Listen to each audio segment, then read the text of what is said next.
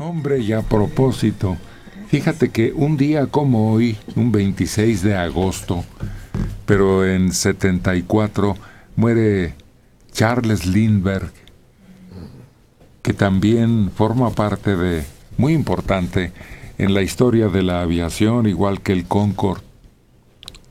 Son jalones históricos, porque fue el primer piloto en volar solo en un vuelo sin escalas a través del Océano Atlántico. 20 y 21 de mayo del 27, 33 horas y media. Lo peligroso era que su avión era de un solo motor.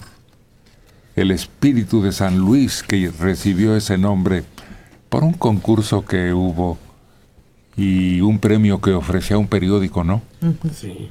El presidente de Francia le rindió honores y a su regreso a Estados Unidos, una flota de barcos de guerra y aviones lo escoltaron.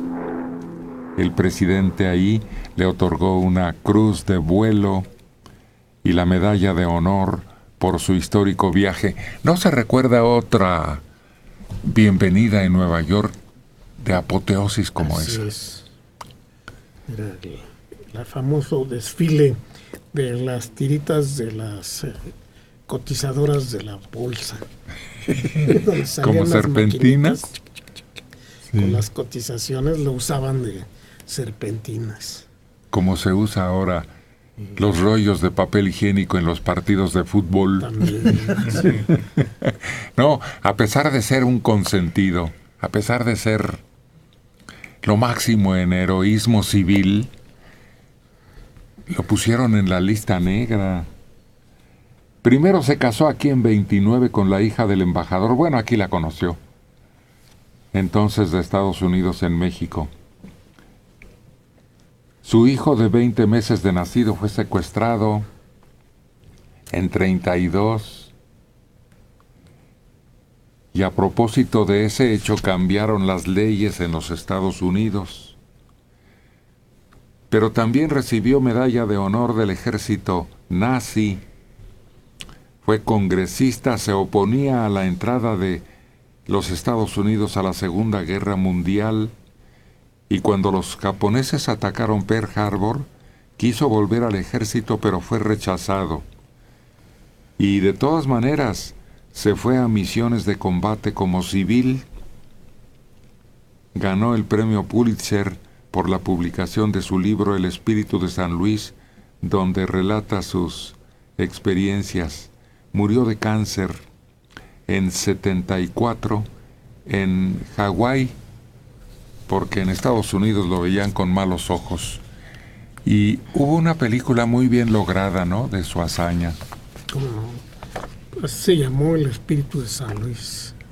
¿Quién era el actor? Era Jimmy Stewart. Y sale el Espíritu de San Luis, que no tenía parabrisas. Tenía que usar un periscopio para ver para enfrente. Es que le estorbaba. Tantos tanques de combustible adicional. No tenía ni silla. Se tejieron una de mimbre. Sacó todo del avión. Y llevaba sándwich. Sí, Era lo más peligroso, que se quedara dormido. Pues es que, fíjate que el fenómeno empieza desde el día anterior. La emoción no lo deja dormir. No puede dormir. A pesar de que después se fleta 33 horas y media en un avión. Es una locura. Para volverse loco o tener brote psicótico por ahí, alucinaciones visuales, auditivas, que son graves. Si son graves en casa, imagínate en ese espacio vacío. En la película se aprecia un detalle curiosísimo. Llega a tierra y empieza a dar vueltas hasta que se encuentra allá abajo a unos pescadores y les dice: ¿dónde estoy? Estoy. Pero no le entendía, no lo captaban el mensaje por el ruido de su motor. estaba llegando a Irlanda.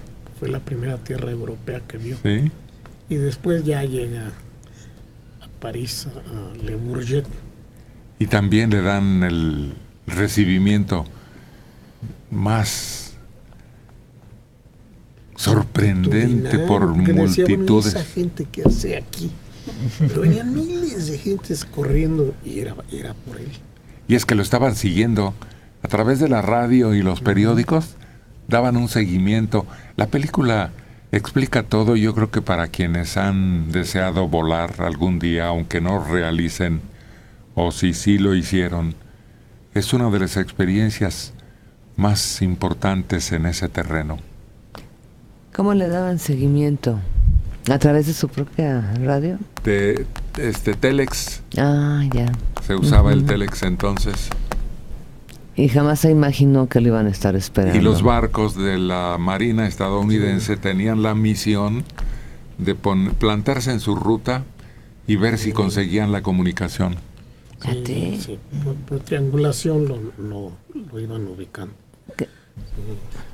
Y luego vino a México, inauguró la pérgola esta que está en un teatro al aire libre, que está en el Parque México. Que así se llama. Así se llama, está la placa de azulejos. En el Parque México hay un teatro al aire libre que es muy amplio. Se usa para ciclista, patinaje y fútbol. Y los chiquillos, ¿no? En sus triciclos y bicicletas. Pero poca gente sabe que es el nombre de ese lugar. Charles Lindbergh. ¿Qué forma de quitarte la vida y luego de compensarte? Porque muchos años después es cuando logra esta hazaña, pero ya había perdido a su primogénito. No, cállate. Pagó el precio más caro que pueda cubrir un ser humano. Sí. Claro que sí. Y después tiene otro hijo también, parecido. Y se llama igual que el secuestrado, el asesinado. Pero vivir 2 años, sí. Vivir con esa pena es terrible. Ya Yo no creo te que deja. lo marcó, por eso estaba tan amargo. Sí, después. Amargado y solitario. Pero sí logra entrar a la Fuerza Aérea y sí derriba japoneses en la Segunda Guerra Mundial. Por cierto, también el juicio del secuestrador, de su agresor, es plasmado en una cinta. Muy interesante porque sigue todo el juicio y las pistas que ayudaron a determinar que él era el responsable, aunque mucho tiempo después aparece otro libro diciendo que no, que él no había sido. Pero las pruebas eran irrefutables, ¿no? Lo condenaban. Es Hoover el que lleva adelante la investigación y el que sigue pistas así como el corte de la madera y con la que fue hecha la escalera la tinta, una serie de pistas que para esa época fueron así como... Pero es un billete marcado el que da la principal orientación. Cargando gasolina en una estación de gasolina, da un billete marcado y el operador tiene la suficiente presencia en el hecho que se le había dado mucha publicidad de anotar el número de placas del coche. Fíjate, qué suspicacia y qué observador, porque además pues yo creo que en un negocio como ese no te fijas si están marcados o no. No. Como decía Mario la otra vez de los 7 del Heaven, la casualidad, y parece que también obedeció a tu pronóstico, fue la casualidad la que dio con la fosa. Buscando otra cosa. Sí. Es como Hay otra película, El Aviador, en donde Howard Hughes también es sometido a una presión porque él era iniciador de estas grandes aerolíneas, ¿no? Y ahí se ve el litigio a que se meten las acusaciones y los espionajes. Sí, la lucha con Pan American, que era su rival. Él establece TWA, que iba a dar los mismos servicios que Pan American, que tenía el monopolio. Entonces, por eso lo aniquilan finalmente. ¿Rumbo a dónde va?